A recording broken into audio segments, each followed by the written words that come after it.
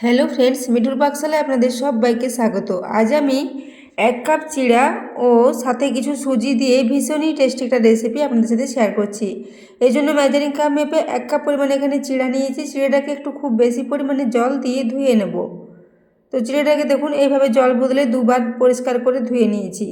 তারপর চিড়েটাকে এইভাবে একটু একটা পাত্রের মধ্যে ছড়িয়ে নিচ্ছি। তো এর সাথে আমি এরপর নিয়ে নেব সুজি। তো সেই জন্য আমি 1/2 কাপ পরিমাণে এখানে সুজি নিয়েছি। সুজি নিলে খুব ভালো একটা বাইন্ডিং আসবে, সেই জন্য সুজিটা এখানে নিতে হবে।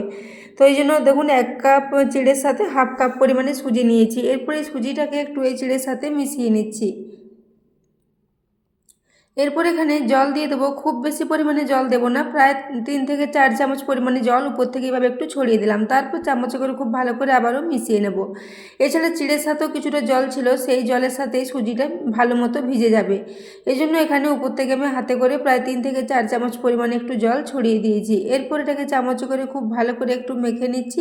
তারপর এটাকে 5 মিনিটের জন্য একটু রেস্টে রেখে দেবো। তো এটা এখন রেস্টে থাক। এদিকে গ্যাসে একটা ফ্রাই প্যান বসিয়ে দিয়েছি, তাতে এখানে সরষের তেল নিয়ে নিলাম 2 চা চামচ পরিমাণে। তেলটা গরম হয়ে এলে এখানে 1/2 টিস্পুন পরিমাণে দিয়ে দিলাম গোটা জিরে।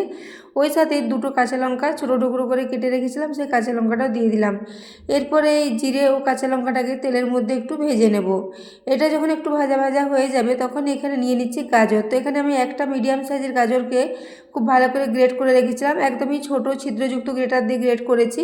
এই সাথে নিয়ে নিচ্ছি একটা মিডিয়াম সাইজের আলু। আলুটাকে ওইভাবে ধুয়ে গ্রেট করে রেখেছিলাম। তারপর এটাকে খুব ভালো করে আবার ধুয়ে জলটা নিংড়ে এর সাথে নিয়ে নিলাম। তো একটা আলু একটা গাজর দিয়ে এটাকে এইভাবে তৈরি করে নেব।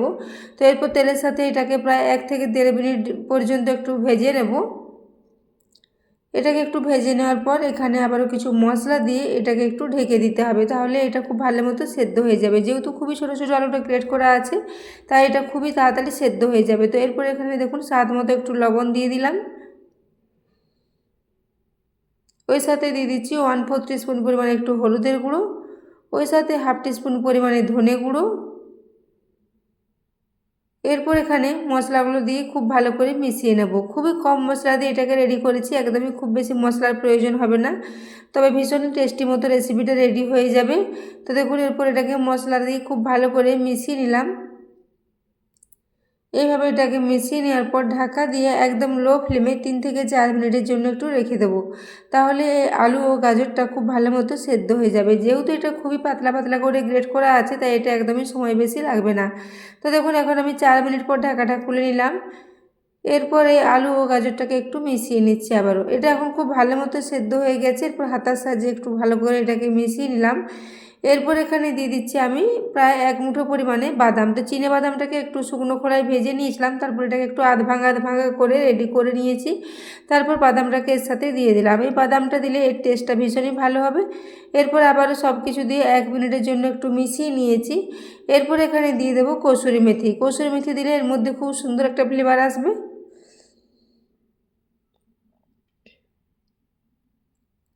তো দেখুন এই জন্য 1 চা চামচ পরিমাণে কসুরি মেথি এখানে দিয়ে দিয়েছি। কসুরি মেথিটা দেওয়ার পরও আবার একটু মিশিয়ে নেব। গ্যাসের ফ্লেমটা লোতে আছে, লো ফ্লেমে এইভাবে কসুরি মেথিটা দিয়েও কিছুক্ষণ এটাকে মিশিয়ে নিলাম। এরপর এটা যখন খুব ভালো করে মেশানো হয়ে যাবে, সব শেষে এখানে একটু গোলমরিচের গুঁড়ো দিয়ে দিচ্ছি। তো আমি এখানে 3 থেকে 4টা গোলমরিচকে একটু হামালদিস্তায় গুঁড়ো করে নিয়েছি। এইভাবে যদি একটু ফ্রেশ গোলমরিচের গুঁড়ো দেওয়া হয় তাহলে তার টেস্টটা ভীষণই ভালো হয়। তো তারপর এটাকে দেখুন খুব ভালো করে মিশিয়ে নিয়েছি। এটা এখন একদমই রেডি। ওটাকে গ্যাস থেকে নামিয়ে নিচে রেখে দিয়েছি ঠান্ডা হওয়ার জন্য। এদিকে আমি চিড়ে ও সুজির মিশ্রণটা দেখে নিচ্ছি। এটা এখন 5 মিনিট হয়ে গেছে। তো দেখুন এটা এখন জল টেনে অনেকটাই শুকনো শুকনো হয়ে গেছে। সেজন্য আমি এখানে আবারও কিছুটা জল উপর থেকে ছড়িয়ে দেব। তারপর এটাকে মেখে নেব। তো আবারও প্রায় 4 চামচ পরিমাণে জল এখানে দিয়ে দিচ্ছি। জলটা দেওয়ার পর এখানে দিয়ে দিচ্ছি স্বাদ মতো লবণ। ওই সাথে আবারও 1 চা চামচ পরিমাণে কসুরি মেথি দিয়ে দিলাম। তারপর এটাকে হাতে করে খুব ভালো করে মেখে একটা নরম ডো মতো রেডি করে নেব। তো বন্ধুরা, আজকের এই রেসিপিটা যদি ভালো লেগে থাকে তাহলে অবশ্যই একটু বন্ধুদের সাথে শেয়ার করে দেবেন এবং রেসিপি ভালো লাগলে একটা লাইক করতে ভুলবেন না। তো দেখুন এইভাবে এটাকে নাড়াচাড়া করে খুব সুন্দর একটা নরম ডো মতো রেডি করে নেব। তো বন্ধুরা, চিড়ে ও সুজির এই রেসিপিটা ভীষণ টেস্টি মতো রেডি হয়েছিল। আপনারা বাড়িতে অবশ্যই এটা একবার ট্রাই করবেন, এটা খুবই ভালো হবে। বাচ্চা থেকে বড় সবারই এটা ভীষণই পছন্দ হবে। তো দেখুন, এরপর আমি এটাকে ভালো করে মেখে নিয়েছি। এরপর এখান থেকে কয়েকটা ছোটো ছোটো লেচি কেটে নিচ্ছি। এইভাবে কয়েকটা লেচি এখানে কেটে নেব, তারপর এগুলোকে একটু গোল গোল করে রেডি করে নেব। তো দেখুন, এইভাবে হাতে করে এগুলোকে একটু গোল গোল করে আগে রেডি করে নিচ্ছি। তো বন্ধুরা, আজকের এই রেসিপিটা আপনারা স্কুলের টিফিনের জন্য দিতে পারেন, বিকেলের দিকেও হালকা স্ন্যাক্স হিসেবে বানিয়ে খেতে পারেন, এমনকি এটাকে ব্রেকফাস্টও বানিয়ে নিতে পারেন। তো দেখতে পাচ্ছেন এইভাবে গোল গোল করে রেডি করে নিয়েছি। এদিকে একটা চাকতি বেলুন নিয়ে নিয়েছি, এখানে কিছুটা পরিমাণে শুকনো আটা দিয়েছি। এরপর একটা নিয়ে এইভাবে এটাকে একটু বেলে নেব। একটা বেশ ছোট পাতলা রুটির মতো করে এটাকে বেলে নেবো। সেই জন্য আটাটা দিয়ে খুব ভালো করে এটাকে মেখে নিতে হবে। যেহেতু ডোটা নরম আছে সেজন্য এটা লেগে যেতে পারে, সেজন্য উপর থেকে এভাবে একটু করে শুকনো আটা ছড়িয়ে নিলে এটা আর লেগে যাবে না। তো সেজন্য বারে বারে অল্প অল্প করে এইভাবে শুকনো আটা ছড়িয়ে ছড়িয়ে এটাকে খুব ভালো করে একটু বেলে নিচ্ছি। তো আজকের রেসিপিটা বন্ধুরা সম্পূর্ণ নতুন ধরনের রেসিপি, ভীষণ টেস্টি মতো রেসিপিটা রেডি হয়েছিল। তো রেসিপিটা যদি ভালো লেগে থাকে তাহলে অবশ্যই চ্যানেলটি সাবস্ক্রাইব করে আমার পাশে থাকবেন এবং পাশে থাকা বেল আইকনটা অবশ্যই প্রেস করে রাখবেন, তাহলে আমি যে কোনো নোটিফিকেশানই ছাড়ি না কেন তা সবার আগে আপনার কাছে পৌঁছে যাবে। তো দেখতেই পাচ্ছেন একটা বেশ পাতলা রুটির মতো এটাকে বেলে নিয়েছি, তবে একটু লম্বা লম্বা করে মেলেছি। তারপর এখানে একটা ছুরি দিয়ে মাঝ বরাবর এটাকে একটু কেটে নেব। মাছ বরাবর কেটে নিয়েছি। তারপর ওই যে আলু ও গাজরের পুরটা রেডি করেছিলাম সেটা 1 চামচ করে পুর এখানে দিয়ে দিচ্ছি।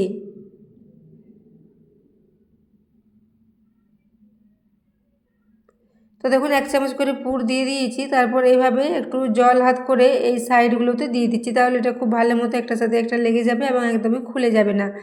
তো সেই জন্য প্রত্যেকটাতে এইভাবে একটু করে সাইডগুলোতে জল দিয়ে দিচ্ছি।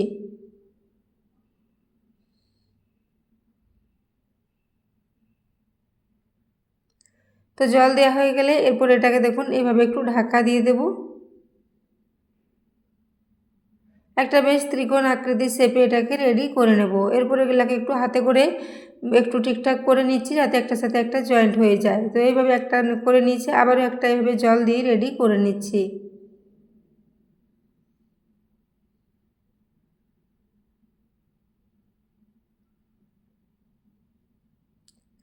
তো দেখুন, এরপর চারিদিকটা খুব ভালো করে একটু জল লাগিয়ে নিয়েছি। এরপর এটাকেও একটু এভাবে উপর থেকে ঢাকা দিয়ে দেবো।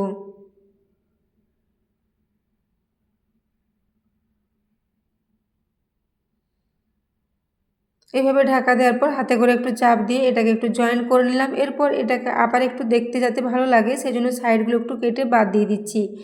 যেহেতু এই সাইডের অংশগুলো একটু এবড়ো খেবড়ো আছে সেজন্য এগুলোকে একটু বাদ দিয়ে দিলে এটা একটু দেখতে ভালো লাগবে। তো সেজন্য আমি একটু ছুরির সাহায্যে এভাবে সাইডগুলোকে কেটে নিচ্ছি। তো বন্ধুরা, আজকের এই রেসিপিটা আপনারা যে কোনো ধরনের চাটনির সাথে সার্ভ করতে পারেন, এমনকি এটাকে এমনিতেও খেতে পারেন, ভীষণই ভালো লাগবে। তো দেখুন, এরপর এগুলোকে একটু কেটে এইভাবে ত্রিকোণাকার শেপে রেডি করে নিচ্ছি। আপনারা চাইলে এগুলোকে গোল গোল করেও রেডি করে নিতে পারেন। তো দেখুন, এরপর আমি এইভাবে করে এগুলোকে একটু কেটে রেডি করে নিচ্ছি।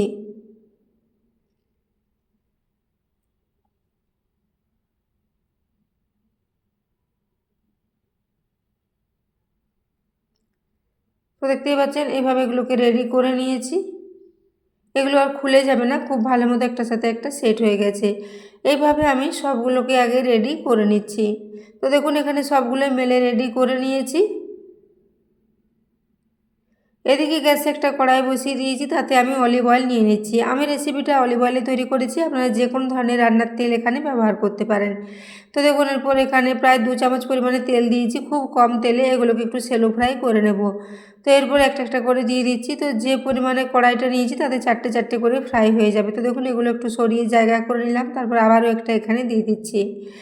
তো গ্যাসের ফ্লেমটা লোতে রেখে এইভাবে একটু নাড়াচাড়া করে ভেজে নেব। একদমই হাই ফ্লেমে এগুলো ভাজা যাবে না, যেহেতু এগুলো একটু পাতলা পাতলা করে বেলা আছে তাই এগুলো ভাজতে খুব বেশি সময় লাগবে না, প্রায় 4 থেকে 5 মিনিটের মধ্যেই খুব ভালো মতো এগুলো ফ্রাই হয়ে যাবে। তো এই জন্য দেখুন, গ্যাসের ফ্লেমটা লোতে রেখে একটু হাতে সময় নিয়ে এগুলোকে নাড়াচাড়া করে একটু ভেজে নিচ্ছি।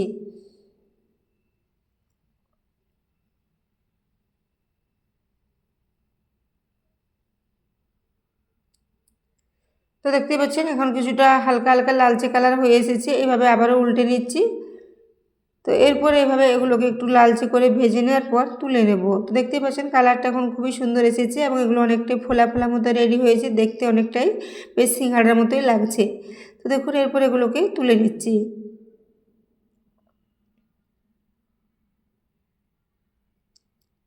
তো দেখুন এগুলো ভীষণই খাস্তা মতো রেডি হয়েছে। এরপর এগুলোকে তুলে নিয়েছি। এরপর একে একে সবগুলো একইভাবে ফ্রাই করে নিয়ে একটা প্লেটে এগুলোকে সাজিয়ে নিচ্ছি। তো এর আওয়াজটা শুনে আপনারা বুঝতে পারবেন এগুলো কতটা খাস্তা মতো রেডি হয়েছে। ভীষণ খাস্তা, ভীষণই মুচমুচে।